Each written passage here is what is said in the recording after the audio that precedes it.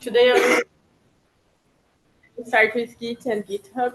And to start, I would like to know if someone here never used Git before.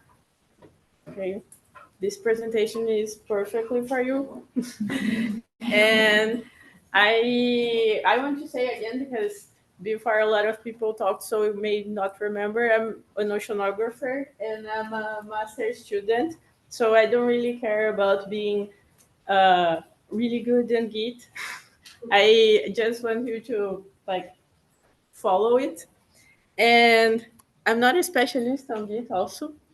And I don't think this is a problem for us because for Git, you need to just know some comments and then you will be fine.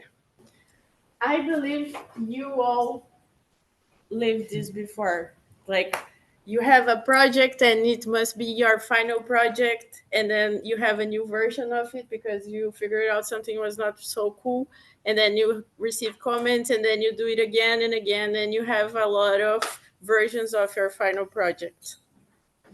But now I guess you are all using Google Docs when you share files, so you don't have to leave that anymore. And you can also do that with your codes using Git. And using it, you can always have a track of what has been done, what you changed it, and you can keep track on all your versions. So it's really easy to know what changed. And also, it's really good for teams because then you can avoid these kind of things happens when you each one of you do your part and then you join everything and you have something like that. Don't use Git then. And also, if you mess something up, you can always go back to another version, or you will have somebody in your team who knows to do that if you have to, or ask someone. But you also can use this website that is called OceanHackWeek because it has a lot of problems that you can have done and how to fix it. It also has a version without uh, bad words, if you prefer. So in this presentation, I will talk about Git and GitHub basics, the core flow, commit, push, and pull, which is everything you need to know for this week, branching and PRs, and also how you can apply this to your OceanHackWeek project. So why is this important for this week? Because you will have code safety and you will not delete everything. Because you can delete, but we can get it back. And it's really good for collaboration, so you can work with your team, and it will help you to showcase when your project is ready. So are Git and GitHub the same thing? No, because Git is the version control and the GitHub is the cloud where you are sharing your codes with your teammates and with everybody. Git is the version control system, so it's what you're using to track the changes. You can use it offline, and it's like the Google Docs history, and you can use it mainly on your terminal, while the GitHub is a platform and it has a interface and you can see everything there. You can also do commits from there if you prefer the visual stuff. And also it's a good portfolio for your future. So it's nice if you have a, a nice GitHub profile, but don't look at mine for inspiration. So for getting started, you will have to have the Git installed on your computer, a GitHub account, and the Jupyter ecosystem that was shown before. So I think now you all have this Jupyter ecosystem, right? You got into it. And it will be sent a link on your in Slack. Yeah, so the first step you're installing Git, if everyone is just planning on working in the hub this week, then you actually don't have to worry about that. I suspect a lot of you will be working in Git and GitHub outside of OceanHackWeek, in which case having Git installed will be important, but you already have access to it in the hub. The important part is going to be connecting your GitHub account to your hub. So when we follow along with Bruna in a minute and we start setting up like a practice repository and all of this, at some point in the workflow, GitHub will ask for your credentials, like your account, username, password, that kind of thing. If everyone doesn't mind checking Slack, in the OHW25 general channel, I put a very short line of code. It's gh-scope-creds. And if you run that in a terminal in the Jupyter Hub, it will make logging into GitHub super easy so that you don't have to worry about setting up a personal access token and all this additional stuff. So that line is there for you. If anybody doesn't see it, let me know. And if anyone has any issues running it, let us know. But hopefully it should just work. The only asterisk is that these credentials are only set for 8 hours. Yeah.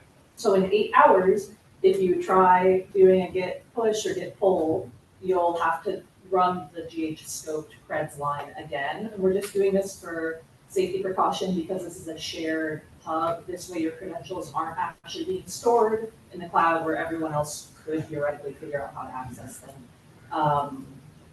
So you'll just have to run it every 8 hours whenever you're doing work this week. Hopefully that's okay. Any questions about that part? Okay, hopefully it'll be easy to follow along with, but if you do have any questions, I'll keep an eye on Slack so you can put a message in there in response to that message. And then otherwise we'll hit problems as we go through it, yeah. Sorry, that command line only applies to the hub, right? Not here. Only to the hub. Well, you can use it on your.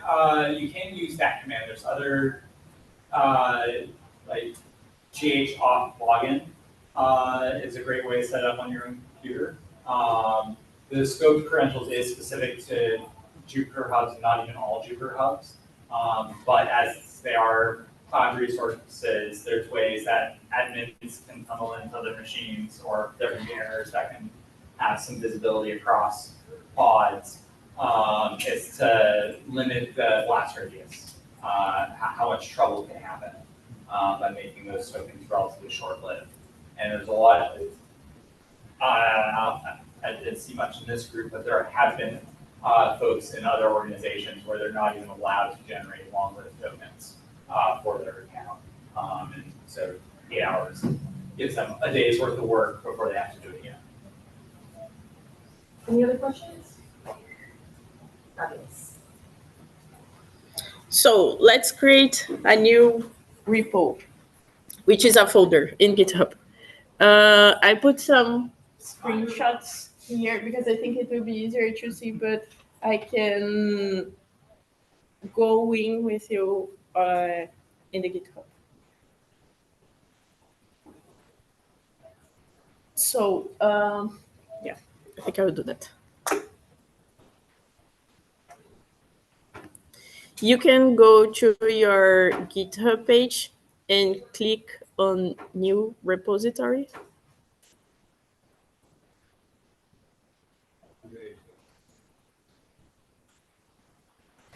And then you can give it a name.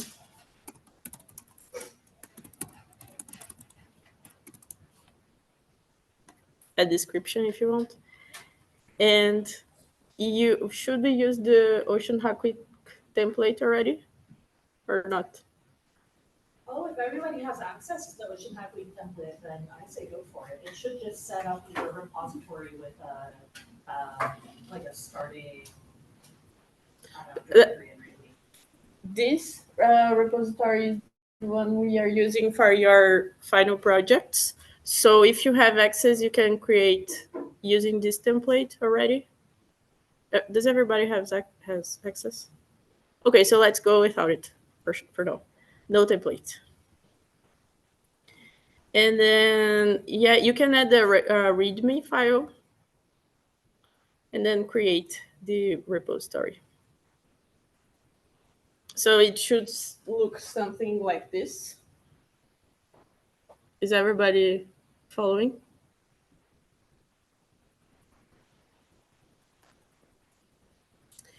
And then on your, sorry, Are we creating inside the OceanHackWeek repository? doesn't matter actually. But you can create without the template. It'd be nicer for us if you create them in your own accounts. It's just a lot. It helps folks in the future be able to go, oh, yes, that is a project that people did some work on versus digging and finding out, oh, No, but it's just the template. no, it's still creating a repo. Mhm. And most folks should be able to create a repo in the organization. Yeah. So not having extra repos in organization helps. Okay. So you can go to your Jupyter Hub where we did it in the morning.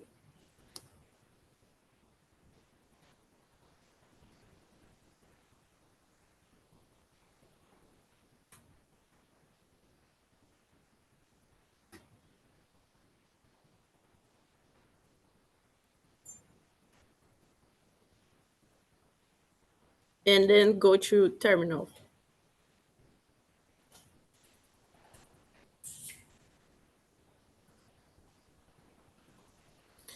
And to clone your new repository, you can come here in code and copy the URL. And then you will type git clone with the link to it. And now you have your example repository in your Jupyter Hub. Is it okay? Anybody needs help? So after that,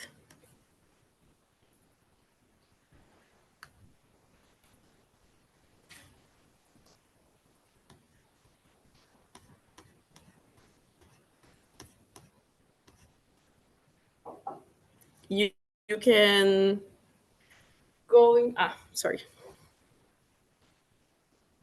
You can go inside your folder, and to go inside in the terminal, you can use the cd command, and then type your repository name, and now you are inside it. You can edit something in your code, like now you're editing README, but it could be any edits in any code in your repository. And after you have any modifications on it, if you type git status, it will say which files were changed. So if I have this new change and I want to, now it's just on my hub. It's not like in the remote repository on GitHub. So if I want to send there, I will stage it, which means I will type git add. And this dot means that I'm staging every file that it has any change. And then I will write a commit, which is and with a message saying what I changed.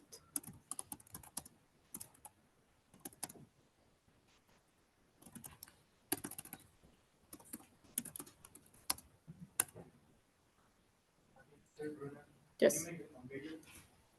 Yes.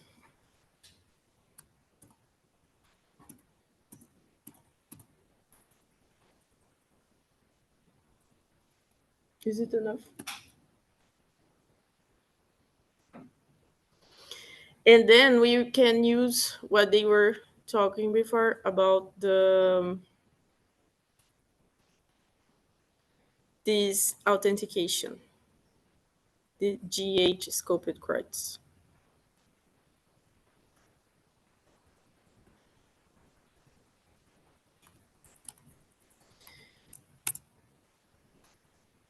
And for this authentication, you have to log into your GitHub and put this password that they are giving you. Click your own. Yeah, yes.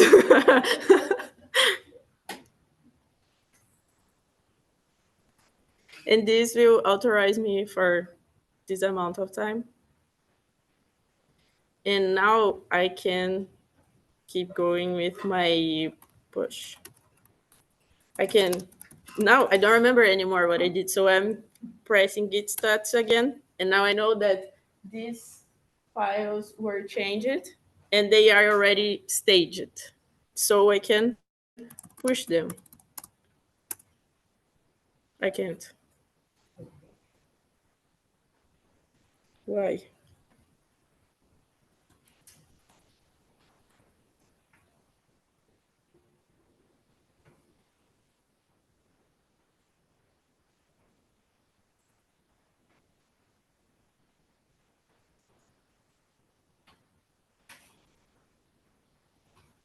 Why?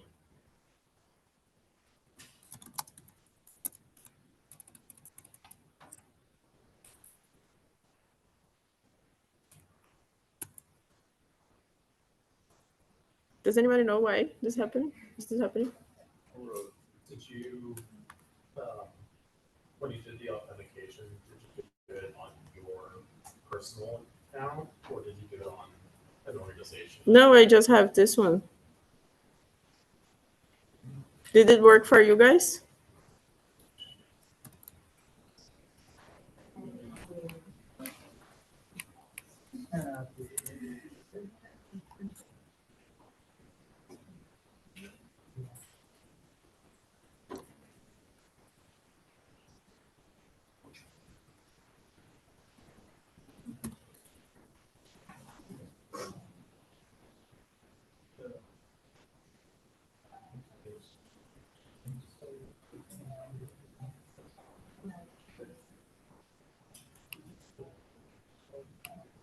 You have to go to that website where it says visit HTTPS to manage list repositories. Yeah. Yeah, but this, yeah.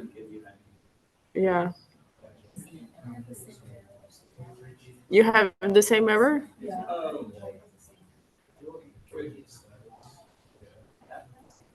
Try and install on there.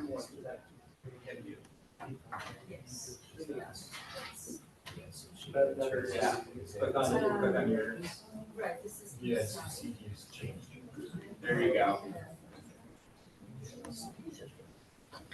Yeah. So after you git push it, you should have the core of the git workflow you would need for this week. So it's not much, even though now it seems because it didn't work, but when it works, you will need it. It's really easy. So the workflow for your daily cycle in your projects will be first git pulling, which I didn't talk, but I will. Git pull means you will get everything that someone did in your repository to yours, and then you will do whatever you have to do, modify your files, stage it, commit it, and then push it to the remote repository. But this is enough if you are working by yourself. When you're working in teams, there are two things that are really important for you to know, which are branches and doing pull requests. For the branches, you can imagine it like it's a parallel universe for your code. Like you can get the a copy of the main repository, change everything you need, and without changing the main code until you are finished, so you won't cause any damage to what's working. And the pull request is a request for putting our new changes in the main branch of the repository. Why it's important to work in different branches? When you are the master is your final project. And when someone else is working with you, you can work in two different things without mixing the main project. So it's really important to not break everything. And these are the commands to creating a new branch.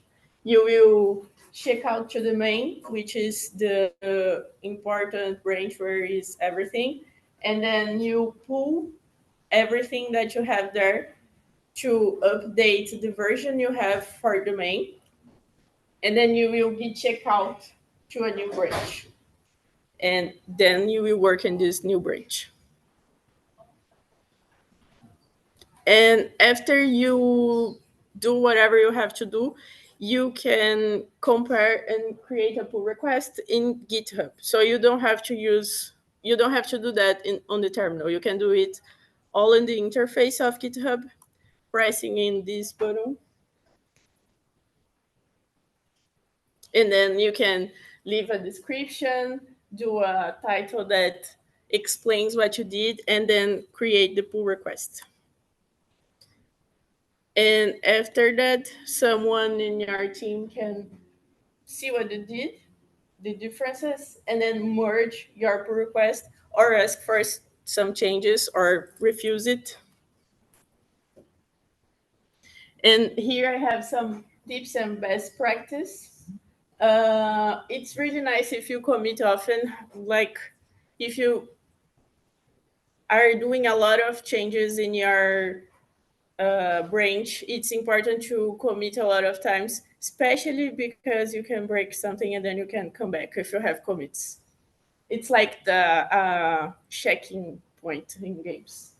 And don't commit any passwords. Like you can do some git ignore files if you need some passwords, and then they will be just in your computer and you don't have to put it where someone can find.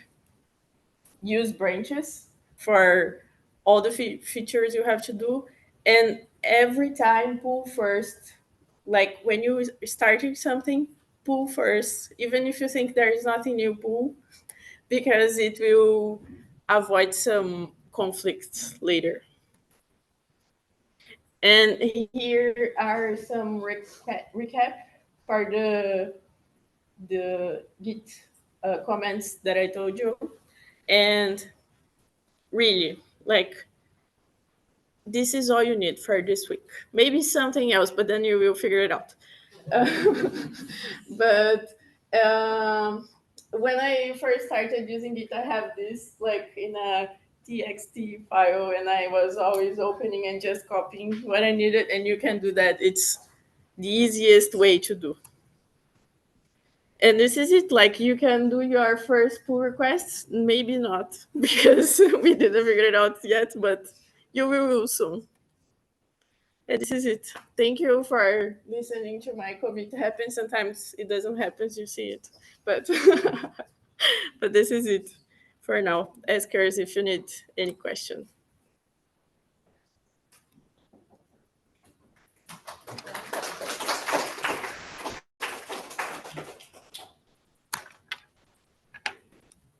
Does anyone have any questions for Bruna just about Git in general? I know that we're gonna troubleshoot live coding.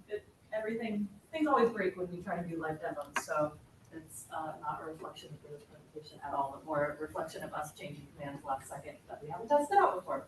But any questions in general about Git or GitHub or getting set up for project work and collaboration this week?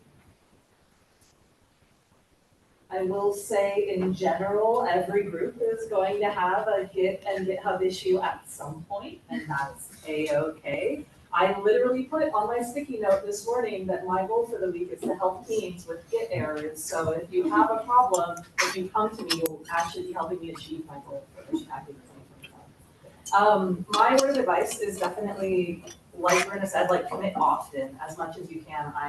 I'm actually really curious, how many folks like use Git day to day, like regularly?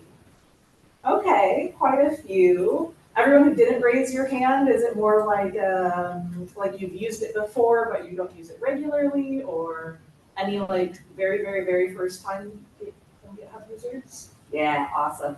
I will say when folks are starting out with Git and GitHub, I see them waiting too long before they commit changes. So don't hesitate. If you have something that you've been working on for the last hour nonstop, go ahead and get it up there. If you've been working for 2 hours or more and you haven't done a commit, maybe consider that you should do that just so that you have a sort of save point of reset. And definitely try not to delete your code before committing it somewhere because you will regret it eventually, getting rid of something that you haven't saved. Yes, question? I was able to get the version you sent to work by authorizing the I2C on my personal GitHub. So you have to like separately authorize it for your personal GitHub because it's only authorized by default for the organization. And I was able to push this now to the organization. And that was using the GH scoped creds command, not the login one? Yeah. Are you saying, so you, If you do the GH scope one, it'll take you to the whole website. And then you can sign in. And then it'll, yeah, it'll ask you for the 8-digit code, right? yeah, and then you can like click the drop down. Oh, was there a hidden option in there? Yeah, like it'll bring you here, and then you can say, learn more about this, and click the learn more. And then it'll bring you to here, and you can configure your installation settings, and then I authorize it for myself. Okay, so it does look like, Bruna, when you got to that green install button, it Oh, goes. I have to go back, I think. Wait. Yeah, it looks like there was an extra step. Yeah, I was also able to get it, like, Okay. install button. Are you still, do you mind putting